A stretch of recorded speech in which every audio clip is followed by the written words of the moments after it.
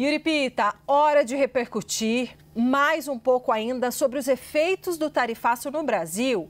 Importante essa entrevista de agora, uma entrevista rápida, mas no ponto. A gente vai falar com Ibiapaba Neto, diretor executivo da Associação Nacional dos Exportadores de Sucos Cítricos, porque, olha, o setor de suco de laranja teve hoje a notícia que vai ficar de fora da taxação.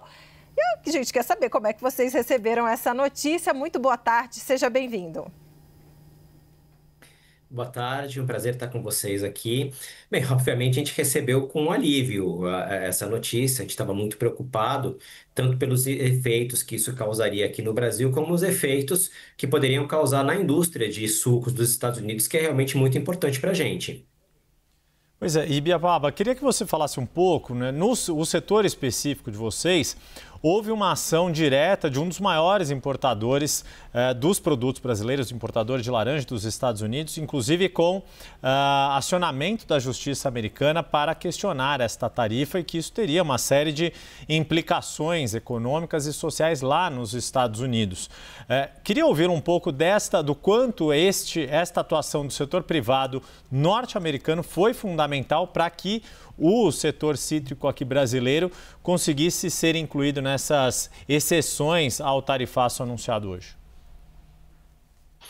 Pois é, Yuri, no final das contas, o que a gente percebe aqui? Que essa isenção ao suco de laranja brasileiro, vamos colocar entre aspas aqui, ele é uma concessão feita para a indústria americana e não para os exportadores brasileiros. A questão é que existe uma interdependência. 70% das importações americanas elas correspondem a produto brasileiro. 56% do produto consumido interno também é suco de laranja brasileiro. Então, no final das contas, acho que era uma questão de sobrevivência para eles. Certamente, além da questão do processo da Johanna Foods, outras empresas levaram dados como esses que eu estou trazendo aqui para vocês para tentar sensibilizar o governo Trump e, pelo jeito, foram bem-sucedidos. Vamos chamar o Pedro Venceslau para participar da nossa entrevista, porque acho importante ele falar, ele que ajudou a costurar também esse nosso papo. Pedro, vamos ver se já temos aqui o Pedro Venceslau conosco para participar, então, dessa entrevista. Agora, enquanto o Pedro... Aqui, pronto, posicionou. Pedro, pois não. Boa tarde, diretor. Eu gostaria de saber qual foi o prejuízo que o setor já teve só pela ameaça do tarifaço, em questões, por exemplo, de logística, transporte, Porto de Santos, para chegar a laranja até os Estados Unidos, o suco de laranja até os Estados Unidos. Bem, Pedro, por enquanto, acho que o prejuízo ele só está restrito à saúde mental das pessoas, tá? A gente está no começo da safra, por enquanto o mercado ele está operando normal. A gente estava recebendo as frutas no portão de fábrica, mercado spot, bem como as frutas de contratos. O que não estavam acontecendo eram novos contratos para safras futuras, enfim, isso estava parado. No caso das exportações, o sistema logístico do setor de suco de laranja é um pouco diferente, porque ele é feito com navios próprios e terminais próprios nos Estados Unidos. Então, o que acontece? Quando você exporta esse produto, ele fica numa zona alfandegada nos Estados Unidos antes de pagar os tributos. Então, o tributo você paga só na hora da venda. Era uma das dúvidas que a gente tinha. Então, por enquanto, a ameaça de tarifaço, ele não trouxe para a gente um prejuízo direto, embora tenha deixado aí todo o mercado num compasso de espera e bastante apreensivo. Diretor, eu gostaria de te perguntar também como está o impacto em relação aos 10% que já impostos anteriormente, né? Olha, obviamente é ruim, né? O setor brasileiro ele já era bastante tarifado.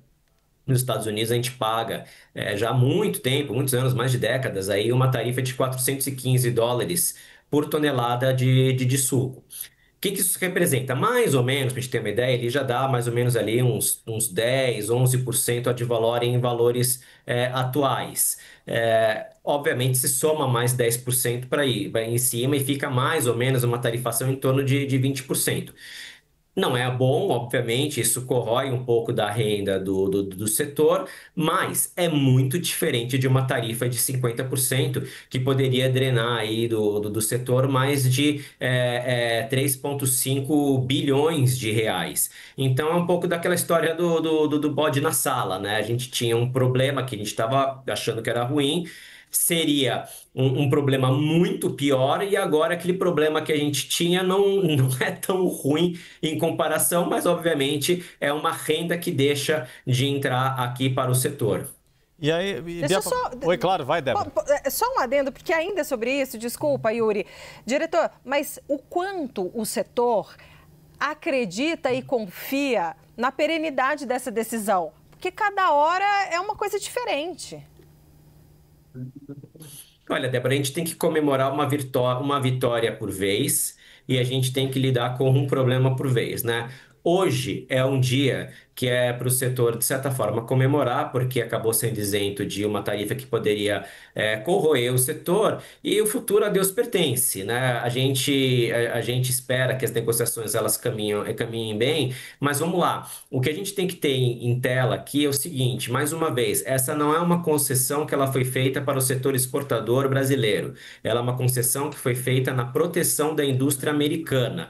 Então, se essa lógica se mantiver, a indústria americana continuará a ser poupada. Então, não é que o nosso setor ele foi poupado porque, enfim, alguém gosta da gente. Não, é porque existe uma interdependência entre o setor exportador de suco de laranja do Brasil e os importadores de suco de laranja dos Estados Unidos.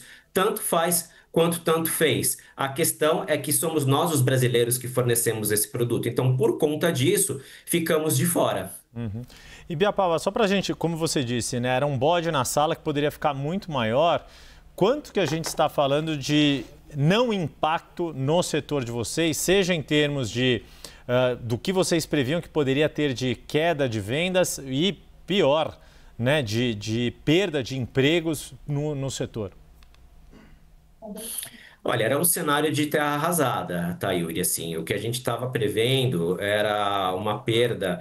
A gente tinha uma dúvida, na verdade, se a tarifa ela seria acumulativa ou não, dos 10% mais os 50%, ou se seria 10 mais 40%. Ficou claro hoje que seriam 50%, né?